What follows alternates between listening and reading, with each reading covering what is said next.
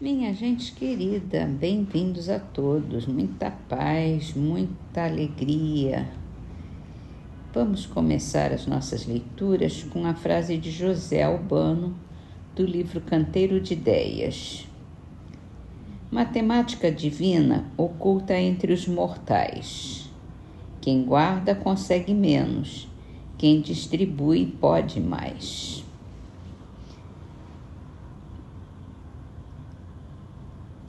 Uma boa matemática essa. A gente cresce o capital quando a gente distribui, quando a gente doa.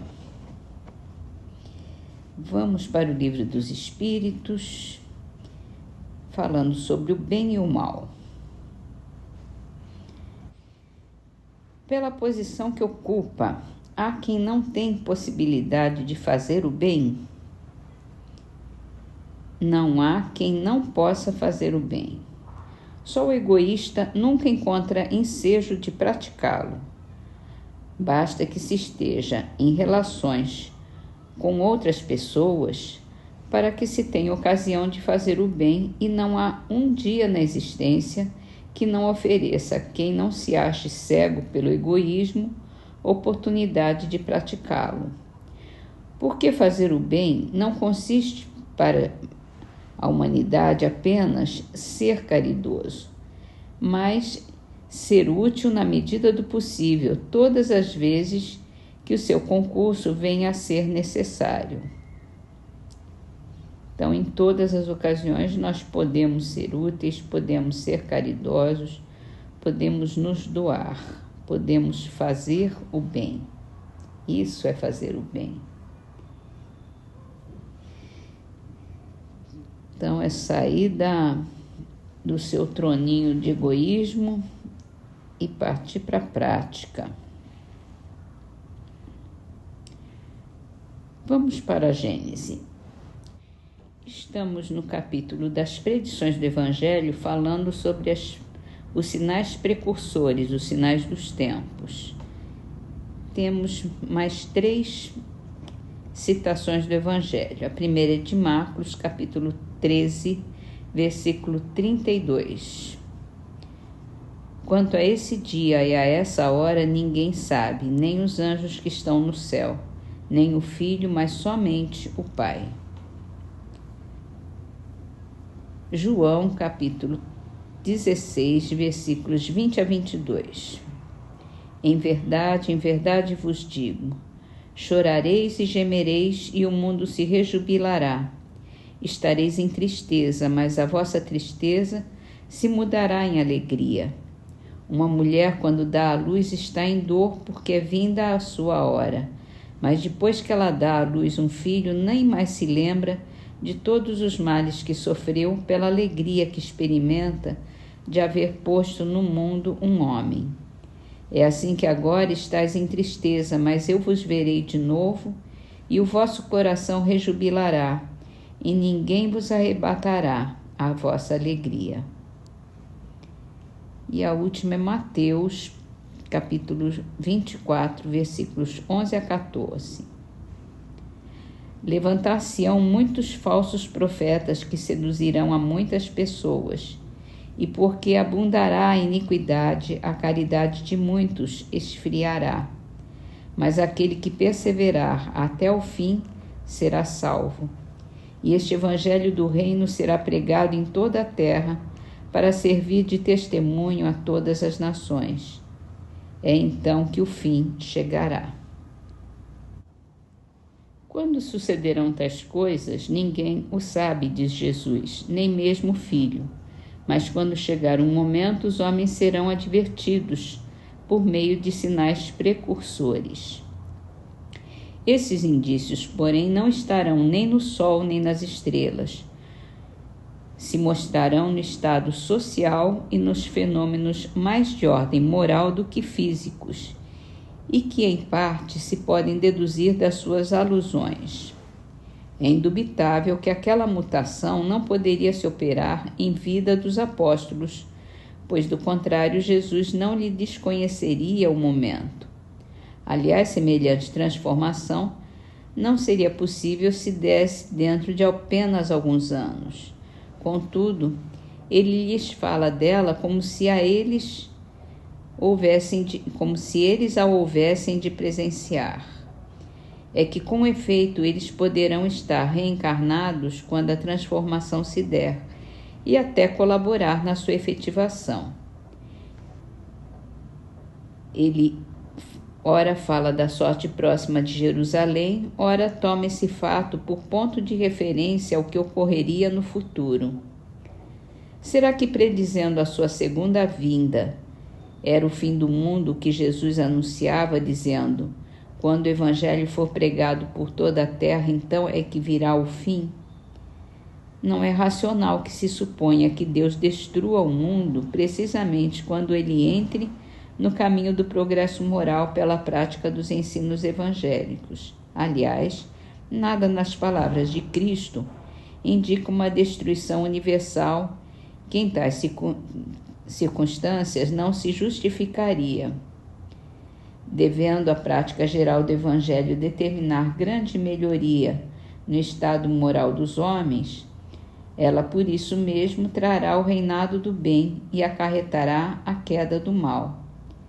Assim é o fim do mundo velho, do mundo governado pelos preconceitos, pelo orgulho, pelo egoísmo, pelo fanatismo, pela incredulidade, pela cupidez, por todas as paixões pecaminosas que o Cristo aludia ao dizer: quando o Evangelho for pregado por toda a terra, então é que virá o fim. Esse fim, porém, para chegar, ocasionaria uma luta, e é dessa luta que advirão os males por ele previstos. E a gente não tem que pensar muito para ver que as coisas estão acontecendo, né? Que os sinais dos tempos estão por toda parte. O que nos alegra, porque significa que o mal terá fim e o reinado do bem está para começar. Muito bem, vamos então terminar as nossas leituras com a poesia de Casimiro Cunha do livro Correio Fraterno, psicografado por Chico Xavier. Ao lamaçal da calúnia, em dia algum não te deis, bendizendo os detratores, perdoa e ajuda outra vez. Se teus pedidos mais justos somente encontram surdez, esperando sem revolta, perdoa e ajuda outra vez. Vamos então nos preparar para a nossa prece, concentrar os nossos pensamentos no bem, com a mensagem de André Luiz do livro Paz e Renovação, psicografado por Chico Xavier. Não permita que o ressentimento ou o azedume penetre em seu coração. Abençoe quantos lhe censuram a estrada sem criticar ninguém. Jamais obrigue essa ou aquela pessoa a lhe partilhar os pontos de vista. Habitue-se a esperar pela realização de seus ideais, trabalhando e construindo para o bem de todos. Abstenha-se de sobrecarregar seus problemas com o peso inútil da ansiedade. Cesse todas as queixas, ou procure reduzi-las ao mínimo. Louve, mas louve com sinceridade o merecimento dos outros. Conserve o otimismo e o desprendimento da posse. Nunca se sinta incapaz de estudar e aprender, sejam quais forem as circunstâncias. Esqueçamo-nos de nós mesmos para servir ao próximo.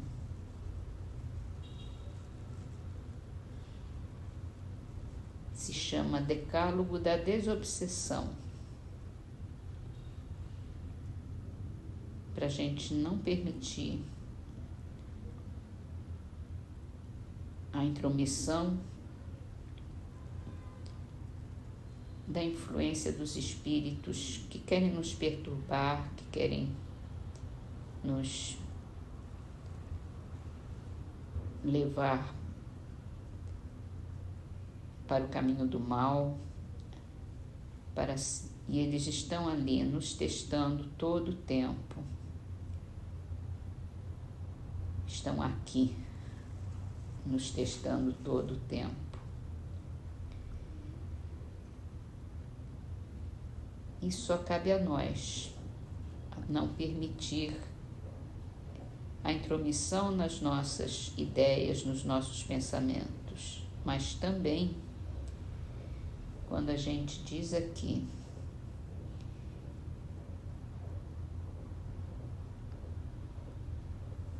jamais obrigue alguém a partilhar dos nossos pontos de vista, também quer dizer que a gente não deve obsidiar os outros, porque a gente também, mesmo encarnado, somos capazes de nos tornar obsessores quando queremos impingir a nossa vontade, obrigar que os outros façam o que nós queremos, quando nós não respeitamos o nosso próximo. E se nós não respeitamos, é porque nós ainda não conseguimos desenvolver o amor pelo próximo. E é isso, Senhor, que nós te pedimos, que nos ajude a tomar consciência dessas nossas falhas, das nossas fraquezas,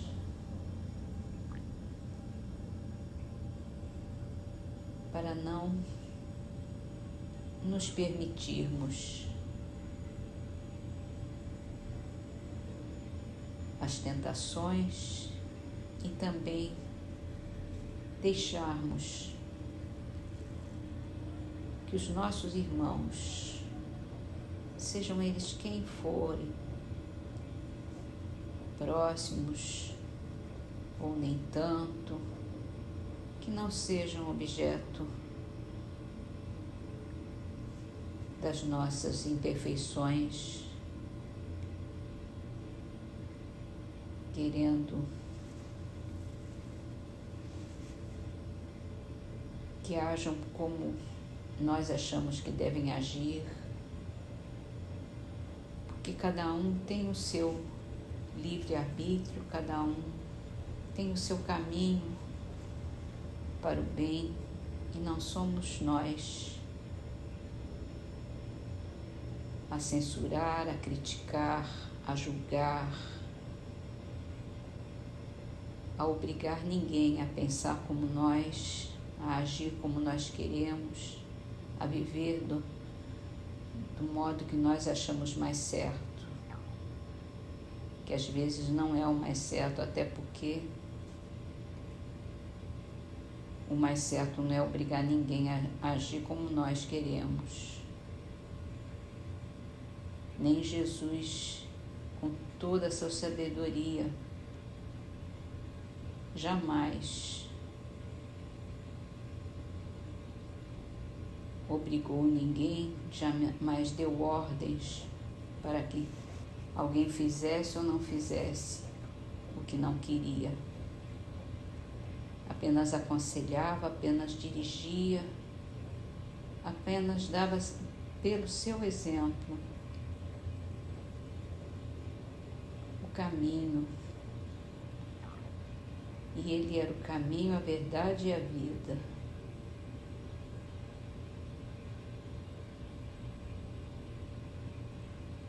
Que tenhamos as nossas consciências muito alertas, muito próprias de nós mesmos,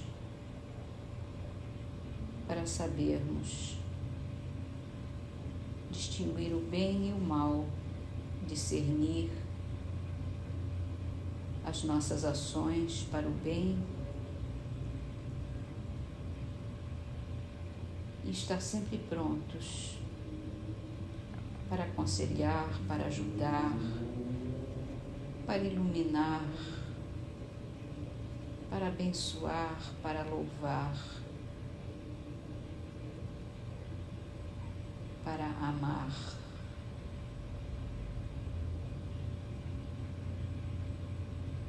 Que tenhamos cada vez mais esse aprendizado como nosso lema na vida: amar uns aos outros. Como Jesus nos amou, como Deus nos ama. Como Jesus nos aconselhou.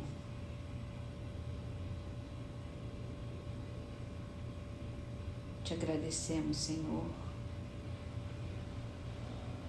pelo exemplo maior que temos da boa conduta, do caminho do bem. Te pedimos que ilumine o nosso caminho e que estejamos conscientes e alertas, acordados, para enxergarmos esse caminho, a sua luz, o seu amor.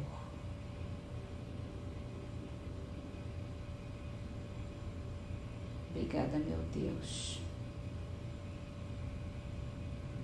Obrigada, Jesus. Obrigada a todos os nossos amigos que nos acompanham e nos aconselham todo o tempo.